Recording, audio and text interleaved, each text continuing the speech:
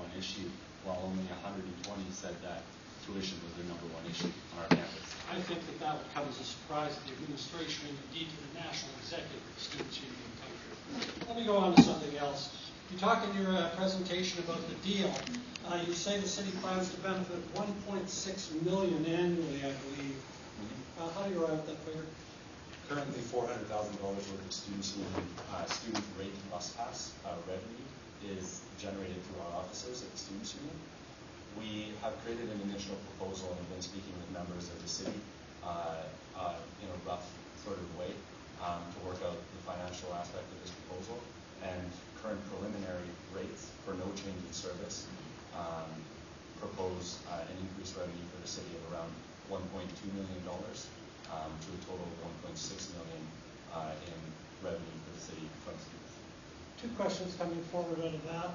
One is, what projected ridership are you basing this on? The projected ridership is unimportant for that number. It's based on the membership of the Students' Union, which is currently 14,000 people, a projected opt-out rate of around 4,000 of those students, and then the remainder of that, those students being charged the flat rate fee pass fee. And the opt-out rate, who are you projecting will opt out? Out-of-town students whose needs aren't met by the transit system, and residents. And resident students. What about students who live within walking distance of the university? Those students wouldn't currently be included because we are hoping, as we said today, to improve service to other parts of the city that those students would be benefited. So students within walking distance of the university wouldn't be allowed to opt out into this scheme, is that right? The intent was to use one of those buses to create an expanded Route 18, I believe, on the south side of the city, which would act as a shuttle service for those students that live within 5 minutes, 10 minutes during summer, but who have to walk through snowbanks and -40 degree weather in the winter. I see. Mr. Glendenberg, you belong to an organization called RPIRG. That's the umbrella organization for your Regina Green Ride. Yes, that's correct. Isn't it? And I just noticed on its website, every full-time and part-time student at the U of R pays $5 fees, it goes to RPRG, and every student has the option of opting out and paying this fee should the student wish to do so. It's your money and it's your right to decide who has access to it. You don't apply that philosophy to compulsory bus passes, do you? Well, we have the opt-out as part of it. However, we are going to accomplish this by the referendum, so students do indeed have a voice in that. May I add that no student has opted out of Hartford in the last 3 years. Perhaps they're not concerned about $5. You mentioned this is the other aspect of the financial model you're building. The revenues referring to, are they gross revenues or net revenues? Gross. You've been talking about some fee that would be negotiated. That fee is a heavily subsidized fee compared to normal bus fares that students would pay. Is that correct? Mm-hmm. So the more people that take advantage of it, the greater the city subsidy is. Is that correct? Yes.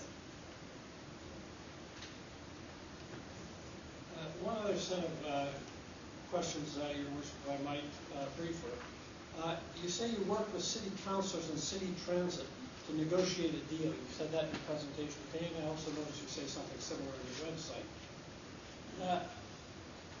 It can't be correct that you're negotiating with city councilors to negotiate a deal. City councilors aren't authorized to do such a thing. You want to rephrase that? City officials would be more accurate, and it's not a deal, obviously, until we have your approval. Right. Can you describe to me no negotiation with city councilors, which I understand. Yes. Can you describe to me what the nature of the negotiations with the administration are?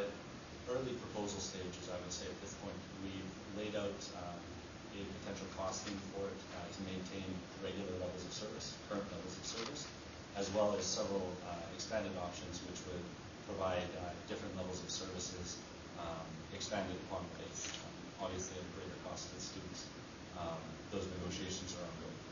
And am I right that there's been no commitment made to you in any sense by the city of Regina? Absolutely not. And do you expect any commitment to be made to you before this referendum, if it supposedly happens? I would hope that we could reach that point, but I am not familiar enough with the structures of the city to guarantee that. See, and it's your proposition that even without knowing whether or not the referendum would pass, you're asking us tonight to commit, I believe, $6 million in buses, plus whatever expenses are associated with hiring extra drivers and running the system.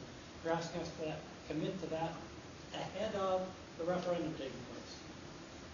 I would say as a general comment just on increasing service to the city in general, which I believe that the next delegate will be talking about as well. The idea being that simply increasing bus fares, for example, is not enough to keep up with the demands of the city. So the comment where we are asking for the city to pledge to having more buses on the streets is more a response to the general needs of public transit in this city, and also to keep up with what we believe will be a largely increased ridership because of students riding the bus.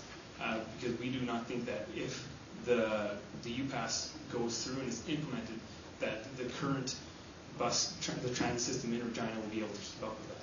And you're not worried that if the UPass vote does not go through, which history suggests it might not, you're not worried the city, having committed this expenditure, be stuck with a bunch of buses and a bunch of expenditure that would be no useful?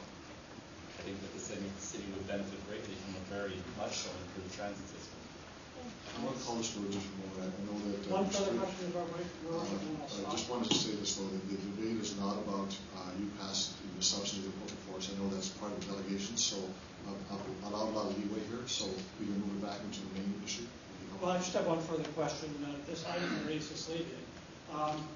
What happens if students vote for a UPass and then the year after vote against a UPass? It's very challenging. The legwork has been going on for a year, and will continue within the next 6 months to secure the signatures required for to bring a question of this matter to referendum.